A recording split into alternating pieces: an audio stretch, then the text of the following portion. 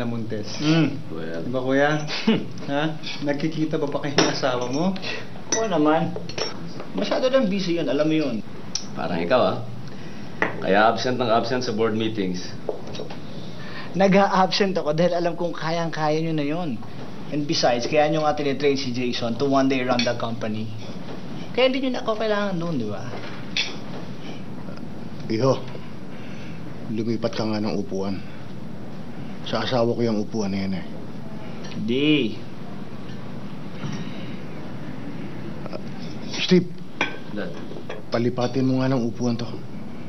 Paupuin ko ang mami mo Dad, si Stacy po yun, yung apo ninyo. Patay na asawa nyo, di. Ian, what if ikaw ang mag-head ng bago nating ICT division? Kuya, kung wala lang sakit ng daddy, siya mismo magsasabing maling desisyon yan. Kuya, I'm sorry I have to agree with Kuya Steve. Better you, better family, kaysa outsider yung ilagay natin doon.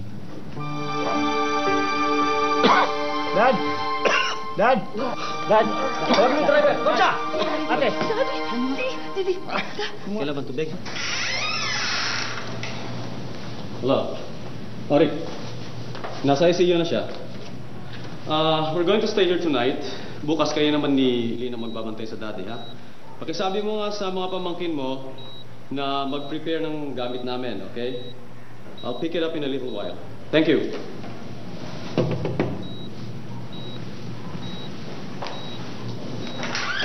Alis muna ako, kuha ko na yung gamit mo, ha? Ian, pwede bang ikaw muna at saka asawa mo magbantay kay daddy bukas pagkatapos ni Rick?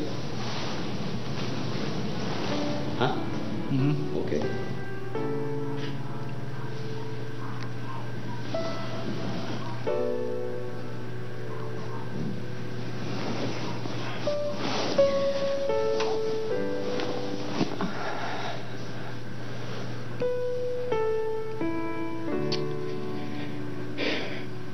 Paano ko namatay siya kanina?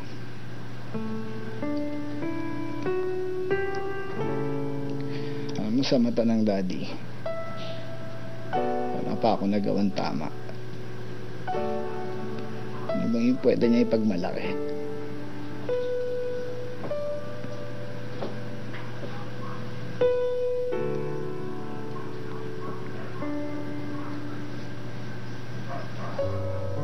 I'm sure proud din yun sa'yo.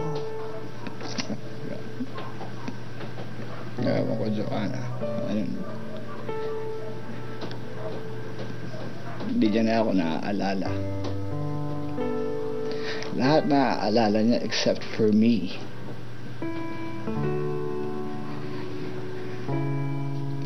Tapos ang hinahanap pa rin niya kayo na yung asawa niya.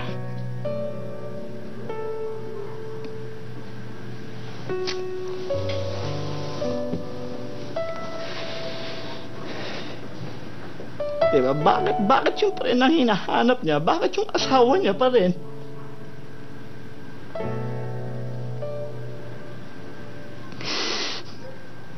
Siya yung umalis. Iniwan niya si daddy. Iniwan niya kami. Ako yung nandun. Andun ako habang gibang-giba yung mundo ng tatay ko. Nandun ako sa tabi niya. Tapos ngayon, hindi niya ako maalala. Tapos, hindi ako...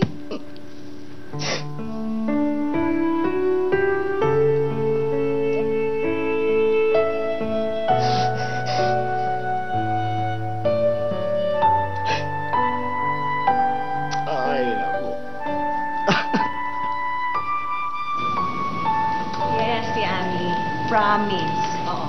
Yes, please make sure you're there, Joanna. Nakiusap lang ako kay Attorney Franco, ha? Okay, hintayin mo ako. Hintayin kita.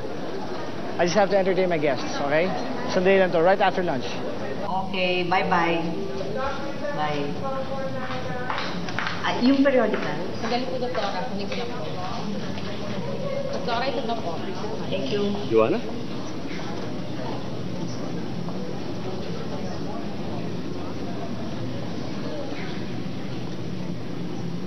Peter? Kumusta sila nanay? Mabuti naman. Kaya lang ang nanay medyo sakitin. Alam mo na, tanda na kasi. Pero si Ina, malakas pa sa kalabaw. Oh.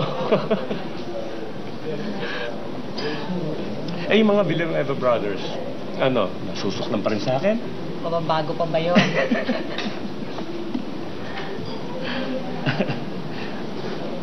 Eh, ikaw, kumusta ka na? Happy? Lagi naman akong happy, di ba? Oo nga, no? Kayo ni Ian, gaano katagal na ba kayong magsasama? Mag-first day anniversary na kami sa Makalawa. Kaya lang may business trip siya sa Macau. Magtatayo yata sila ng office doon. Kamusta na yung mga bata? Oh, the kids. Yeah. They're great. Si Andrea, grade 3 na. Si Anton, grade 1. Yung bunso namin, si Yogong, papasok na siya itong school year na to. 3 years old. Eh si Celine? Celine?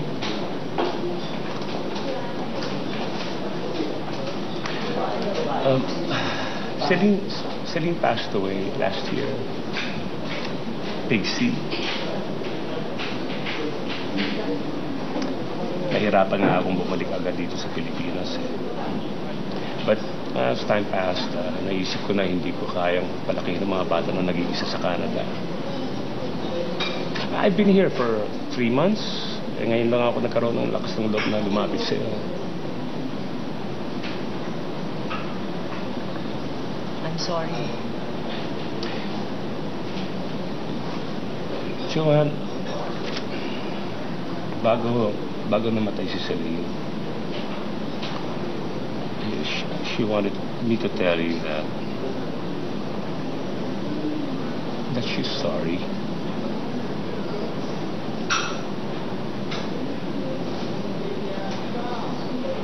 Sorry sa lahat ng naging kasalanan namin sa'yo.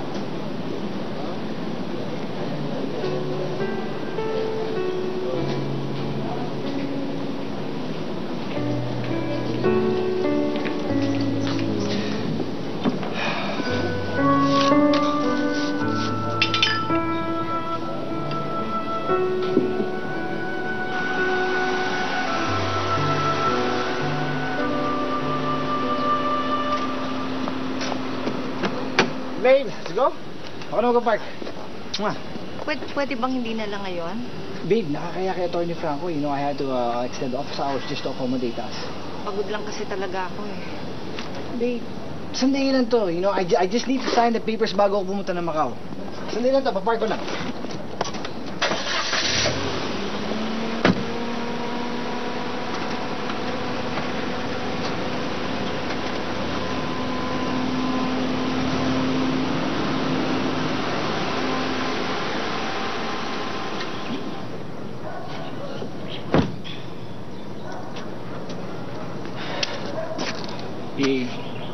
Bad day at the hospital? Huwag na lang kaya nating bilhin yung lupa. Ba't bigla nagbagong isip mo? I thought we agreed.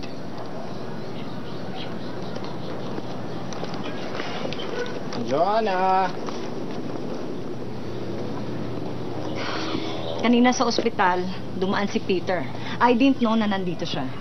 Nagulat nga ako eh. Gusto lang makipag-usap.